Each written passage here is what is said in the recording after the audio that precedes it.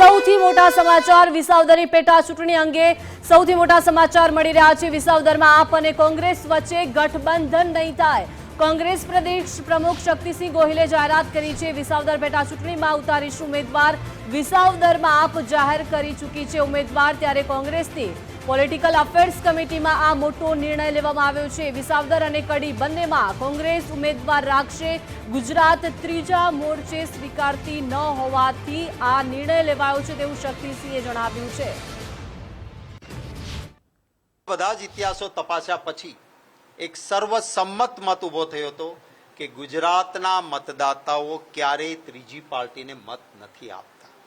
અહીંયા ભૂતકાળમાં લેફ્ટ દ્વારા કોશિશ થઈ, અહીંયા ભૂતકાળમાં સમાજવાદી પાર્ટી દ્વારા કોશિશ થઈ, જેમની પોતાની સરકાર હતી શંકરસિંહજી વાઘેલાની, એમણે પોતે પ્રયત્ન કર્યો, પોતાની સરકાર હોવા છતાં માત્ર 4,182માંથી ચૂંટાયા હતા। સ્વર્ગસ્થ ચિમનભાઈ પટેલે મને કહેલું હતું જ્યારે કોંગ્રેસમાં મર્જ થયા ત્યારે કે મેં અલગ પાર્ટી બનાવીને પ્રયત્ન કર્યો, પટેલોનો પાવર, મારી સમજણ, રાજકીય કુને બધું, પરંતુ ગુજરાતી મતદાર ત્રીજી પાર્ટીને મત આપતો નથી અને એટલે મેં નિર્ણય કર્યો કે પાછું કોંગ્રેસમાં જ વિસર્જન કરીશ। ચાણક્ય કહેવાતા પોલિટિક્સના।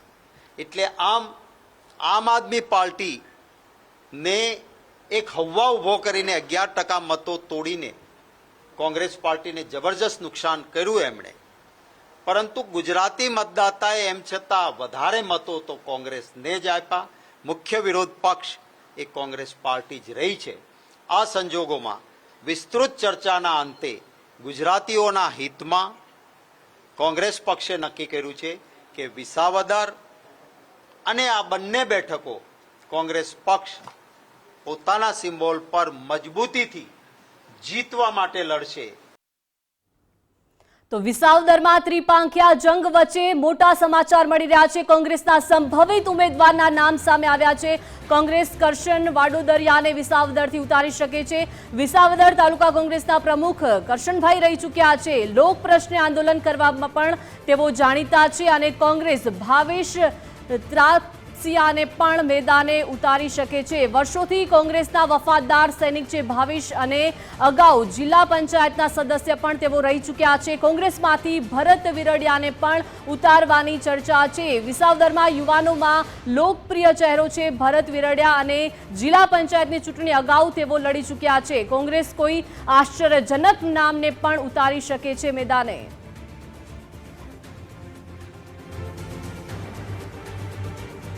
વધુ વિગત સાથે સહયોગી ધર્મેશ લાઈવ જોડાઈ ગયા છે। ધર્મેશ, વિસાવદરમાં ત્રિપાંખિયા જંગ જે છે તે જામવાનો છે। કોંગ્રેસ હવે સ્પષ્ટ કરી દીધું છે કે તેઓ એકલા હાથે ચૂંટણી લડવાના છે। સંભવિત ચહેરા પણ ધર્મેશ આપની પાસે પછી આવીશ અને અત્યારે સુદાન ગઢવી પ્રેસ કોન્ફરન્સ કરી રહ્યા છે। પત્રકાર બંધુઓને પણ ખબર છે કે વિસાવદરમાં એક તરફી માહોલ છે આમ આદમી પાર્ટી અને વિસાવદરની જનતા ખમીરવંતી જનતા છે। ખેડૂતો સ્વમાની ખેડૂતો છે। ભાજપે વારંવાર ખેડૂતોનું અપમાન કર્યું છે, ત્યાંથી ધારાસભ્યોને ખરીદીને બેસાડીને, અને એ અપમાનનો બદલો લેવા માટે વિસાવદરની જનતા અને વિસાવદરના ખેડૂતો ત્યારે એક થયા છે। ત્યારે મારે કહેવાનું છે કે આમ આદમી પાર્ટી મજબૂતાઈથી લડશે વિસાવદરની ચૂંટણી અને વિસાવદરની જનતા ફરીથી ભાજપને હરાવશે અને આમ આદમી પાર્ટીને જીતાડશે।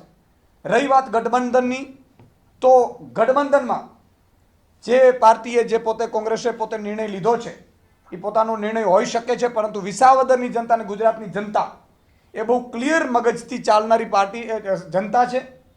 ગયા વખતે પણ ત્રણેય પાર્ટીઓ લડી હતી ત્યાં વિસાવદરમાં કોંગ્રેસને માત્ર 12-14 હજાર વોટ જ મળ્યા છે। બાકી વિસાવદરની જનતાએ આમ આદમી પાર્ટીને મત આપીને ભાજપને હરાવ્યું છે। વિસાવદરની જનતા બહુ ક્લિયર છે કે વિસાવદરમાં જે ખેડૂતોના મુદ્દા છે, રોડ રસ્તાના મુદ્દાઓ છે, અને તમે વિચાર કરો આમ આદમી પાર્ટીને ઉમેદવાર ડિક્લેર કરતાની સાથે ત્યાં મુખ્યમંત્રી લેવલના વ્યક્તિઓએ રોડ રસ્તાના કામો અત્યારથી ચાલુ કરી દેવા પડે। આમ આદમી પાર્ટીની તાકાત છે અને અમને પૂરો વિશ્વાસ છે કે આમ આદમી પાર્ટી મજબૂતાઈથી ત્યાં ઉમેદવાર ઉતાર્યો છે અને વિસાવદરની જનતા ભાજપને હરાવીને આમ આદમીને જીતાડશે। મારે કોંગ્રેસના મિત્રોએ જે વાત કરી છે એને લઈને ટિપ્પણી કરવી છે કે ગઠબંધનને લઈને એમણે જે વાત કરી છે તો ગયા વખતે પણ 2022ની ચૂંટણીમાં પણ આમ આદમી પાર્ટીએ 14% મત ઓવરઓલ અને આદિવાસી અને સૌરાષ્ટ્ર વિસ્તારમાં 25% મત મેળવ્યા છે. એટલે એ વાત બધાએ ભૂલી જવી જોઈએ કે ગુજરાતમાં ત્રીજો પાર્ટી એક જ પાર્ટી હવે છે ગુજરાતમાં જે મજબૂતાઈથી લડી શકે છે ભાજપની સામે, ને ભાજપની અજગર જેવી બરડાને તાનાશાહીથી ગુજરાતની જનતાને છોડાવી શકે છે તો એ આમ આદમી પાર્ટી છે. આમ આદમી પાર્ટી વિસાવદરની જનતાને કહેવા માંગે છે, હું અપીલ કરું છું વિસાવદરની જનતાને કે એક પણ મત તમારો વેડફતા નહીં. આ કોનો નિર્ણય છે મને ખબર નથી. અમે સાંભળ્યું છે રાહુલ ગાંધીજીએ કહ્યું હતું કે ભાઈ ઘણા નેતાઓ કોંગ્રેસના એવા છે કે જે ભાજપની બી વિકલ્પ તરીકે કામ કરે છે. એમનો છે કે કોનો નિર્ણય છે ખબર નથી, પરંતુ એક વાત બહુ ક્લિયર છે, ગુજરાતની જનતા એ મન બનાવીને બેઠી છે. વિસાવદરની જનતા મન બનાવીને બેઠી છે કે કોઈ પણ રીતે ભાજપને હરાવો, ભાજપની તાનાશાહીને ખતમ કરો. 30 વર્ષથી ભાજપની જે તાનાશાહી છે, અજગર જેવો ભરડો છે, અને એ ભરડામાં અત્યાર સુધી કોંગ્રેસ લડતી જ હતી ને, ક્યાં નહોતી લડતી? અને કોંગ્રેસે પેટા ચૂંટણીઓમાં પણ 5માં આમ આદમી પાર્ટીએ એમને ટેકો આપ્યો હતો, તોય કોંગ્રેસ તો જીતી નથી શકી. કોંગ્રેસ જીતી શકત તો અમે કહીએ છીએ કે ભાઈ કોઈ પણ ગુજરાતની જનતાને હરાવો તમે, પણ નહીં હરાવી શક્યા. તમે પેટા ચૂંટણીઓ, તમે વાવની ચૂંટણી પણ હારી ગયા છો, એ ના ભૂલવું જોઈએ. ત્યારે વિસાવદરની જનતાએ પસંદ કરેલો ઉમેદવાર જે ભાજપની તાનાશાહી સામે ન ડરે કે ન ઝૂકે એવો વ્યક્તિ જ્યારે મજબૂતાઈથી અત્યારે પ્રચાર કરી રહ્યો છે, ત્યારે મારે ત્યાંના સૌ વિસાવદરના એક એક કાર્યકર્તાને, એ તમામ પાર્ટીના કાર્યકર્તાઓ, તમામ ખેડૂતોને વિનંતી છે કે એક એક મત તમે ભાજપને હરાવવા માટે આપજો.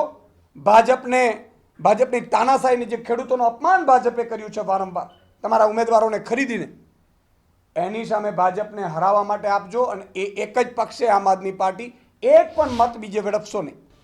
એક ત્રીજી પાર્ટીને ત્યાં 10-12 હજાર મત મળ્યા હતા, તો એને પણ મારી વિનંતી છે વિસાવદરની જનતાને, તમામ જ્ઞાતિને, તમામ જાતિને, તમામ ધર્મના લોકોને કે એક પણ મત તમારો વેડફતા નહીં. ભાજપ વિરુદ્ધ મત પડવો જોઈએ અને ભાજપને હરાવવું જોઈએ, અને આમ આદમી પાર્ટી ભાજપને હરાવી શકશે એવી મારી અપીલ છે. તો આ મામલે અમે બહુ ક્લિયર કરીએ છીએ કે વિસાવદરમાં હવે જે પણ ઉમેદવારો જે પણ રીતે લડે, આમ આદમી પાર્ટી મજબૂતાઈથી લડશે. આમ આદમી પાર્ટી ફરીથી એ સીટ વિસાવદરની જનતા એને જીતાડશે અને ભાજપને હરાવશે. તો ધર્મેશ આપણી સાથે જોડાયેલા છે. ધર્મેશ, આપ મજબૂતાઈથી લડશે વિસાવદરમાં તેવું અત્યારે ઈશુદાન ગઢવીએ જણાવ્યું. સાથે જ કહ્યું છે કે ધારાસભ્યોને પણ ખરીદી લેવામાં આવ્યા છે અને સાથે જ સંભવિત કોંગ્રેસના ચહેરાઓ પણ સામે આવ્યા છે. શું ગતિવિધિ જોવા મળી શકે છે ચૂંટણીમાં આ વખતે? દીપિકા, ગુજરાતના રાજકારણમાં જેને કહી શકાય ને કે વાવ પછી કદાચ બીજી પ્રતિષ્ઠાભર્યો જંગ વિસાવદરનો થાય એવું લાગી રહ્યું છે. વિસાવદરની જો વાત કરીએ તો આમ આદમી પાર્ટી સૌથી પહેલી તૈયારીમાં છે, એટલે ઉમેદવાર એમણે ગોપાલ ઇટાલિયા જાહેર કરી દીધો છે. ઉપરાંત એમણે ગ્રામ્ય પ્રવાસો પણ પૂરા થઈ ગયા છે.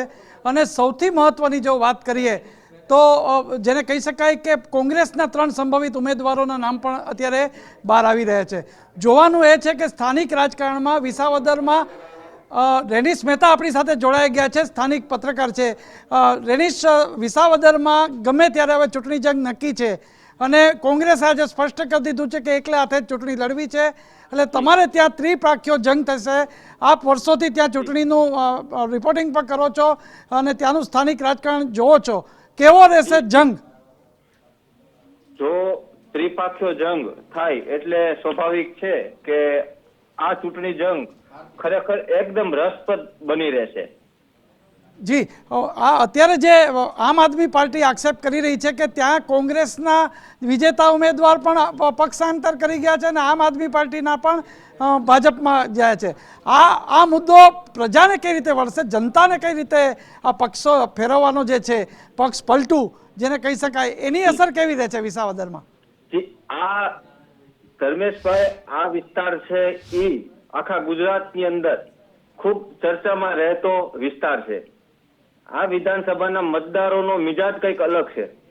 આ વિસ્તારની જનતા પક્ષ પલટો કરનાર વ્યક્તિને ક્યારેય માફ નથી કરતી, એ હાવ નક્કી વાત છે.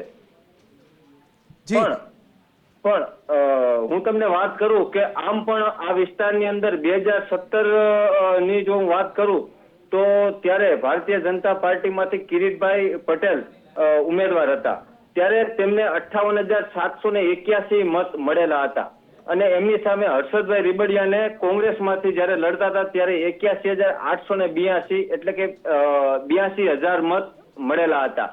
એટલે આમ આપણે જોઈએ તો વિપક્ષના મત છે એ આ વિસ્તારમાં વધારે મળતા રહ્યા છે. 2022માં પણ ભાજપના ઉમેદવાર છે એમને 58,771 મત મળેલા હતા. એટલે 2017માં પણ 58,000 મતનો રેશિયો છે. 2022માં હર્ષદભાઈ રીબડિયા જયારે લડતા હતા ત્યારે એમને પણ 58,000 મત જ મળેલા હતા. એમની સામે 2022 કોંગ્રેસના ઉમેદવાર છે કરશનભાઈ વાડોદરિયા જયારે લડતા હતા તો એમને 16,963 મત મળેલા હતા એટલે કે 17,000. અને ભૂપતભાઈ ભાયણી આમ આદમી પાર્ટીમાંથી લડતા હતા તો એમને 65,675 મત મળેલા હતા. એ બેનો તમે સરવાળો કરો એટલે 82,638 મત થાય છે.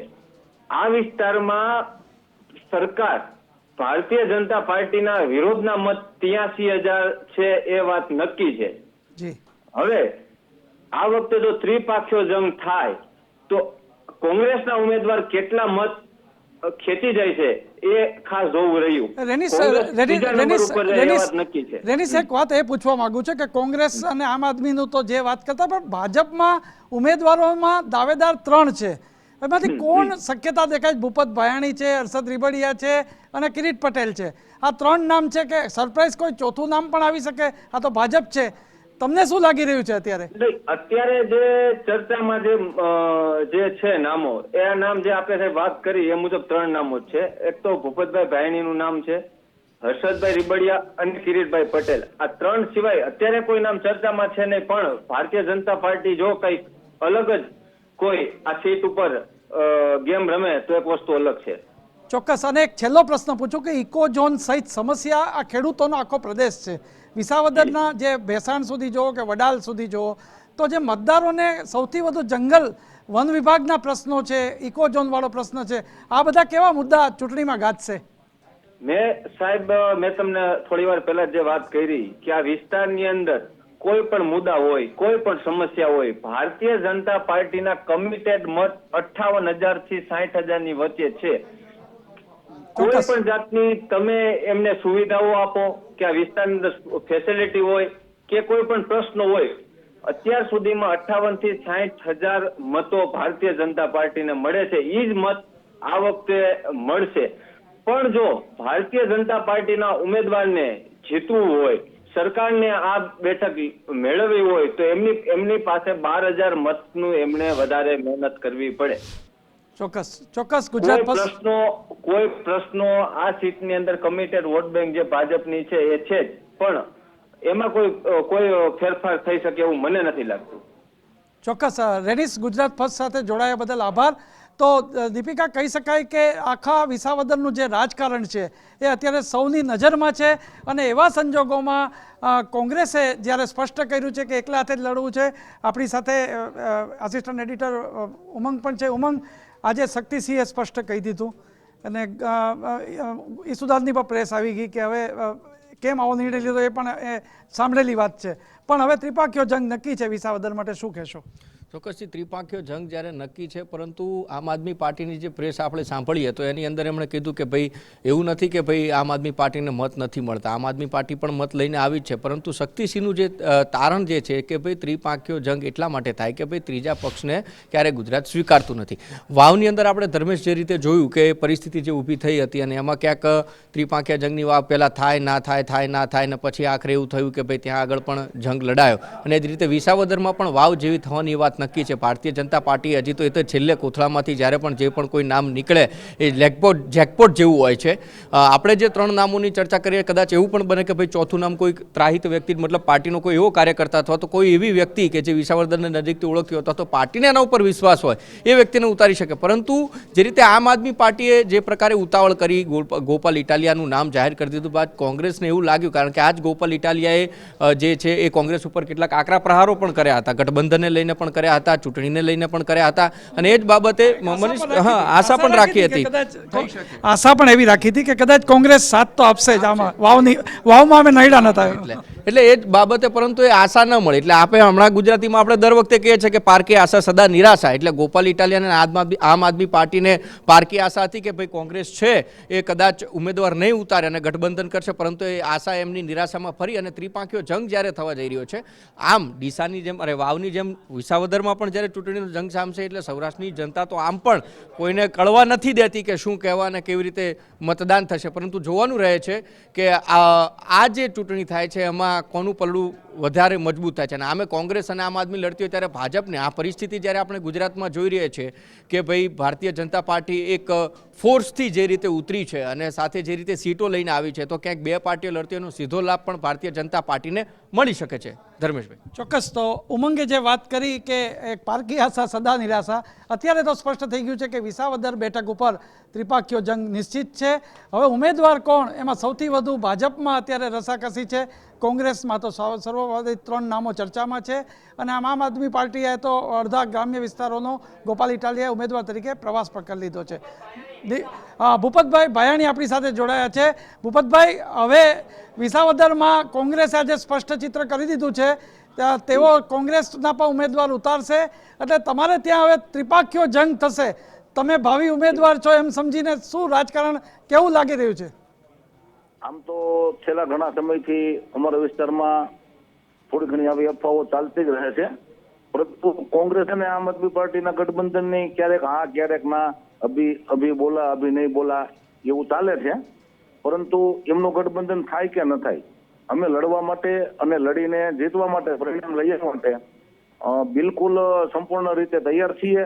કદાચ કોંગ્રેસનું અને આપનું ગઠબંધન થાય તો પણ અમારે કશો ફરક પડવાનો નથી અને ગઠબંધન ન થાય તો પણ અમારે કશો ફરક. ભૂપતભાઈ, હું તમને જાજો સમયની ભૂતકાળને યાદ કરાવું તો ત્રિપાંખીયો જંગ તમને ફળ્યો હતો જે તે સમયે. આમ આદમી પાર્ટીમાંથી તમે જીત્યા હતા, ભલે ભાજપમાં આવી ગયા છો, તો એ અસર રહેશે કે નહીં? આ ત્રિપાંખીયા જંગની વિસાવદરમાં અસર રહેશે? તો નહીં, બિલકુલ અસર હોય એવું મને નથી લાગતું. કદાચ ત્રિપક્ષીય જંગ ન થાય તો પણ અમે લડવા માટે સંપૂર્ણ રીતે તૈયાર છીએ અને થાય તો પણ અમે સંપૂર્ણ રીતે તૈયાર છીએ.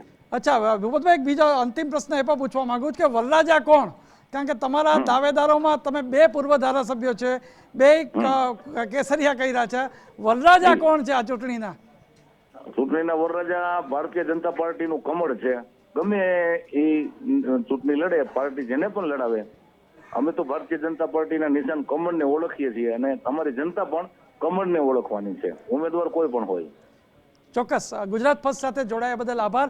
તો દીપિકા, કહી શકાય કે ચૂંટણી જાહેર ન થઈ એ પહેલાં જો રાજકારણ ગરમ હોય તો આ વિસાવદર વિધાનસભા બેઠક છે, કારણ કે ત્યાંના જે મતદારોનો ઇતિહાસ છે, જે એક પરિણામો તમે લેખાજોખા વર્ષોથી જુઓ તો આ ભૂમિએ, એટલે વિસાવદરની જે ભૂમિ છે એ ખેડૂતની ભૂમિ કહેવાય. ખેડૂતના પ્રશ્નોનું જે સીધું જ મતદાન ઉપર અસર થાય, આ તમામ વસ્તુ જોતા હવે એવું લાગી રહ્યું છે કે વિસાવદરમાં ચૂંટણી જાહેર થાય તે પૂર્વેનું રાજકારણ ગરમ થઈ ગયું છે અને આજે એ સ્પષ્ટ થઈ ગયું છે કે હવે ત્યાં કોંગ્રેસ પણ પોતાનો ઉમેદવાર ઉતારશે, ભાજપે તૈયાર છે એમાંથી ઉમેદવાર મૂકવાના છે અને આમ આદમી પાર્ટીના ગોપાલ ઇટાલિયા અત્યારે આમ આદમીના ઉમેદવાર તરીકે ગામડાઓ ખૂંદી રહ્યા છે. જી ધર્મેશ, ખાસ કરીને સંભવિત કોંગ્રેસના ચહેરાઓની આપણે વાત કરી, પરંતુ ભાજપના પણ કેટલાક સંભવિત ચહેરાઓ સામે આવ્યા છે. ઈશુદાન ગઢવીએ પણ અત્યારે પ્રેસ કોન્ફરન્સમાં કહ્યું કે આપ પણ વિસાવદરમાં મજબૂતાઈથી લડશે, એટલે કેવી અસર અહીંયા જોવા મળી શકે?